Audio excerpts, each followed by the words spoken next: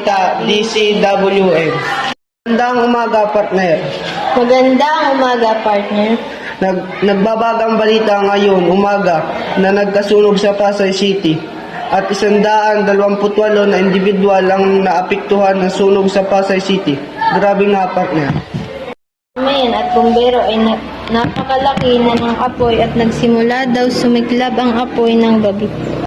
Kala naman ang bumbero ay hirap apulahin ang apoy dahil ito ay lumaki na at umabot sa 2 oras ang pag-apulan nito. Partner, ano kaya ang pinagsimula ng apoy na iyon? Ayon sa mga mamayan, ang pinagsimulan daw ng apoy ay mga construction materials. Grabe nga talaga ang mga nangyari sa mga taga Pasay City. Sana ayos lang sila. Yun lang ngayong umaga at maraming salamat.